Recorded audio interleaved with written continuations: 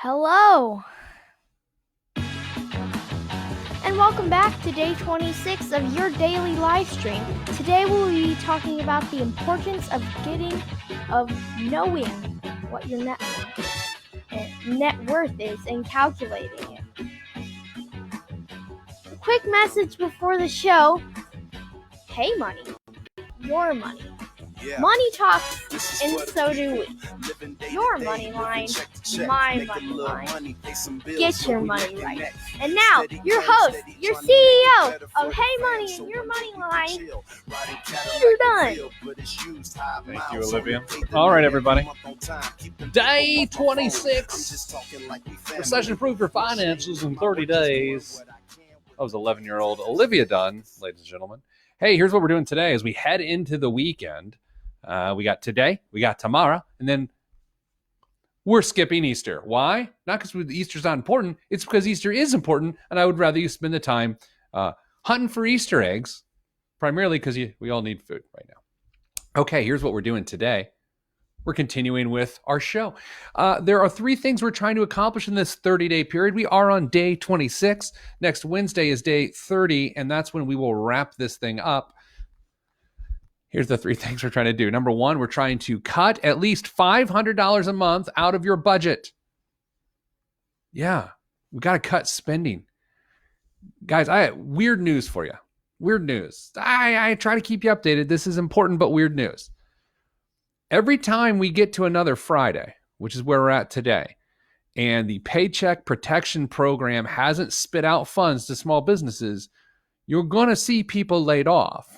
And I don't like it, but it's true. We have to be prepared for that. Until those deposits start hitting people's accounts en masse, you're going to see your friends and your neighbors, your coworkers, and hopefully not you, lose their jobs.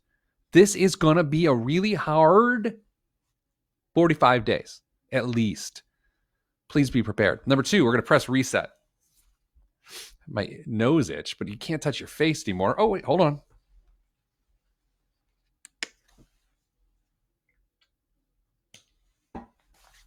Oh, now my nose itches again.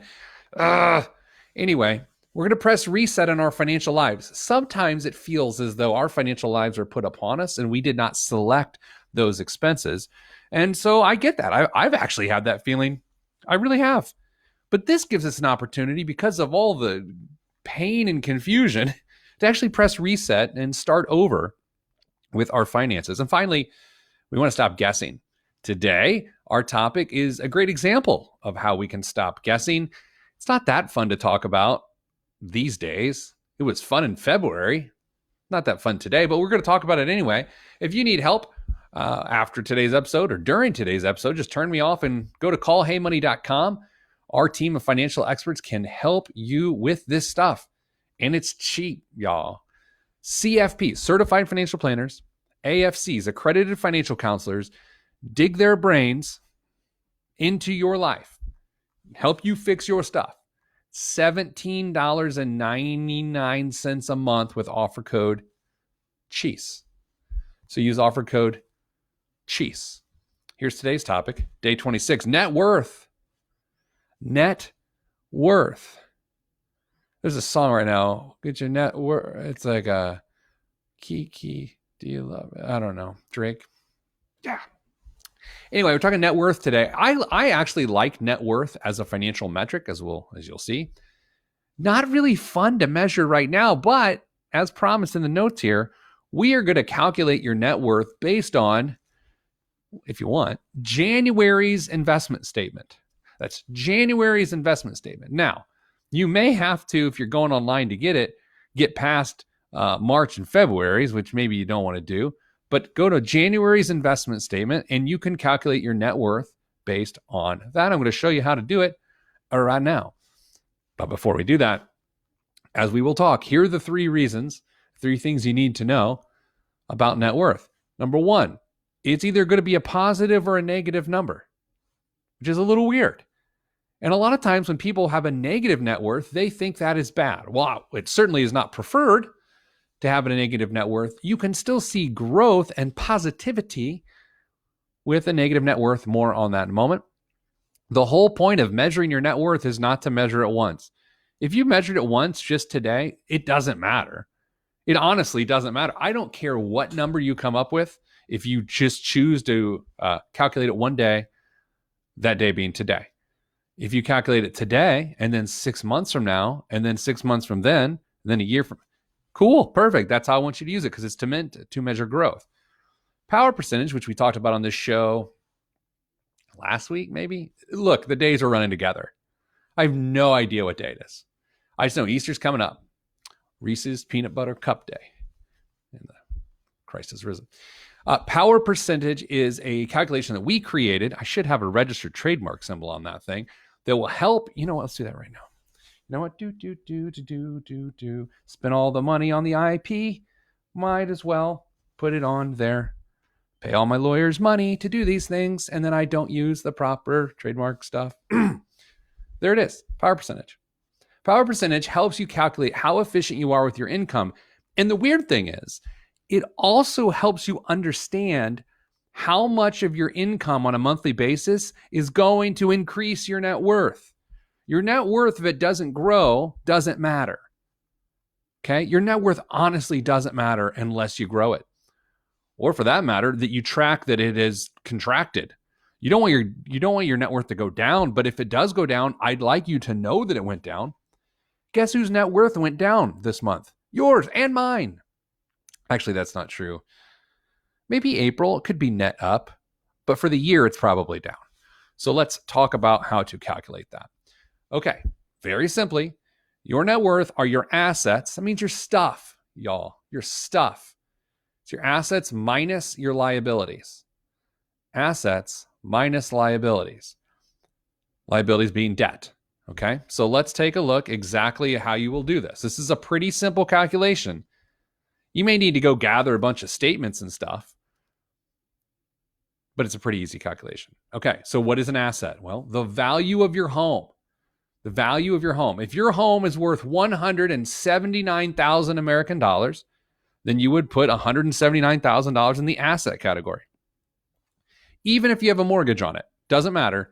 You still put $179,000. We will offset the mortgage on the other side of the ledger. You need to put your savings account balance. You can put your checking account balance if you want. You can put the value of your investments on any given day. Just choose what day. I mean, look, if you're not going to get too upset, go ahead and just choose today if you can find it. I'm not going to do that because I'm not due to calculate my net worth for another couple months. I do it on schedule, as you might imagine. So anyway, add all those things together. Some people, can we have a talk? Some people like to include all sorts of other things in their net worth, and I think we should talk about that right now. And I will give you my opinion. Some people like to include jewelry in their net worth. Here's my thought. Unless you're going to sell it, I wouldn't put it in your net worth. What's it matter? You think I'm going to put my wife's engagement ring on her net worth? I'm getting rid of that. Now, ask her. Maybe she'll put in net worth, and that means that she's transitioning away from me. I better check to see what she's done. Anyway, don't put jewelry in your net worth. Don't put collectibles. Like my mom used to collect snow babies. I think we've talked about this on the show. They're like a Christmas decoration, like children in snowsuits. They're all white, the children and the statues for that matter. Anyway, she should not put her snow babies in her net worth calculation. Other people like to put art. Look, if you collect fine art, yeah, put it in there. If you've got like a print of a Monet that you bought at a museum gift store, don't put it in there. Other people, now this is actually important, like to put the value of their car there. And my team and I, the Hey Money team, we actually had a conference call about this before the pandemic.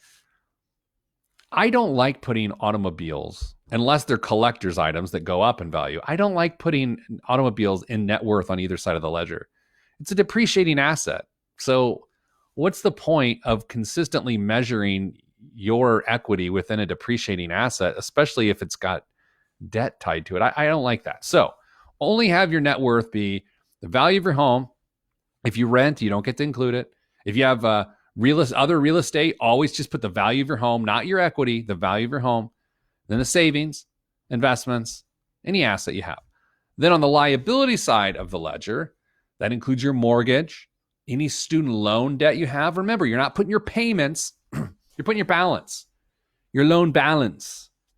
Okay, mortgage, student loans, credit card debt, medical debt, bookie debt, personal debt, home equity line debt, any debts, okay? Anything you owe to anyone for any reason, put in there. For some reason, if you have a 401k loan, on the asset side of the ledger, you would put the 401k balance, and then on your statement, it'll tell you what you owe back in the loan, so you can put that on the other side of the ledger. It just depends on what your statement is. You'll figure it out. It's not that hard. So you just add up all the assets, add up all the liabilities, take the assets, subtract the liabilities. That will give you your net worth. Guess what? I'm going to see you on the other side of these screens. Oops, I went the wrong way. I was there anyway. What am I doing? I was trying to be funny. Like my dad always says, there's a time and a place to be funny, and that wasn't the time. He said that to me a lot. A whole lot. He was usually wrong. So you could have a positive net worth or you could have a negative net worth. You really could. And I honestly don't care whether you have a positive or negative net worth. In fact, that's why people typically don't calculate their net worth, because they feel bad that they have a negative net worth. I think it's a great idea to know what your net worth is. Let's say I'm 22 years old, which is impossible. Say I'm 22 years old. I've been working for 8 months. I have a 401k balance of $2,300. And I got student loan balance of $22,000. I'm going to have a negative net worth. That's fine. But guess what will happen in the next 12 months? I'll pay down my student loans and I'll put more in my 401k and my net worth will go up. So instead of having my net worth be something like negative 19,700, my balance will be maybe negative 17,600. And that is growth. I'll be honest with you here for a second. And I've not been in this situation in a really long time. Really long time. If your net worth is negative right now, okay, whether it's your fault or not, doesn't matter. Actually, doesn't matter. Let's say it's negative. If it gets less negative, if it gets higher in the sense that it is heading towards the positive territory, doesn't that feel good? I mean, some people would say, sure, I don't care. It's still negative. I disagree. It shows growth. I want you to be encouraged. And the way you get encouraged is not to bury your head in the sand and not look at the data. Instead, it's to acknowledge the data and measure the delta, measure the difference, right? The whole point is growth. I can't say what I want your net worth to go up on a daily basis, but or a annual basis, but here are the ways your net worth goes up, by the way. Number one, depositing money into your investment accounts or your savings accounts. Or those accounts increase in value because they earn a rate of return, or in the instance of your home, let's say if your home's worth $150,000, the market value goes up to $160,000, your net worth just increased by $10,000. That's really good to know. Of course, the other way you pay down your net worth or increase your net worth, I tip my hand there, is to pay down debt. Josh asked a question. Pete, if you don't include vehicle values with assets, doesn't including vehicle debt artificially lower your net worth? Did I say include vehicle debt? I don't think I said to you include it. Don't include your vehicle on either side of the ledger. That's the way I like to do it. Other people do it in a different way. I mean, really should. Yeah, don't include vehicle debt on the other side. I don't think I said that. Yeah, don't include vehicles on either side unless it's a collectible. Like if you have like an 87 Trans Am T-top, I don't know what that is, but let's say it goes up in value, by all means put it in there. But don't put it in there if it's just a regular car. Katie says, I think if you leave out your car, you also leave out the related loan or else including both. Katie's right. All right. Does that make sense? That's what we're trying to do. You can make your net worth by go up by making deposits, by having an increase in value of those accounts, including the equity in your home, and by paying down debts. Your power percentage, this is the trick. If you were on our power percentage episode, guess what you know? You know that everything in power percentage makes your net worth go up. Remember our healthy monthly activities? Every single one. You know what? I paid for this. Have you ever had anything copyrighted, y'all? It's really expensive. Really, really expensive. Anything trademarked? I don't even know the right terms I pay for it. Anyway, there it is. Every good thing to calculate your power percentage goes towards increasing your net worth. That's why we like power percentage, because we want your net worth to go up, but we want you to see how to do it on a monthly basis. Jennifer Zimmer asked, do you include business assets and savings accounts? If you want, because it's the value of your business. I have two different net worths. I calculate one without my business, and the other one I calculate the value of my business into it. I don't have any business debt, so I don't have to offset business debt there. But if I took on business debt, I would have to put that in the liability side and then put the assets on the other side. So you can run it both ways. I recommend you run it both ways. Excellent. Good luck with your business. All right. That's it. If you have any other questions, now go ahead and put them in there. Those last few days that we're spending together here, I don't mean last few days like on Earth. I just mean it's day 26, day 30 is wrapping in on Wednesday, and we're skipping Easter. If you have questions, just put them in here. I'll do my best to see them out of the corner of my eye, answer them in witty ways, make you feel good. I don't know. I'll see you tomorrow as we wrap up investment week. And then Monday, Tuesday, Wednesday, we put a bow on this whole program. We're going to set some goals. We're going to do a little bit of a old school SWOT analysis on our financial lives. Strengths, weaknesses, opportunities, threats. Short show today, but I got to go out and run some errands. Don't worry, I'll be wearing a mask. And you know I got that hand sanitizer. All right, everybody. Best of love. Oh, good news. Don't hang up yet. You won't care about this. So the Pete the Planner Facebook page, which some of you watched this program through, has been broken for months because I'm a dummy and I broke it. It fixed today. So now you can click on there and tons of resources on the Pete the Planner page. Ooh. Sonia asked, how much of your children's Easter candy have you eaten? That's not cool. Look at my head. It's shaped like an egg. A lot. Actually, I don't know where it is. My wife hid it. Okay, that's all. Have a good Easter, y'all.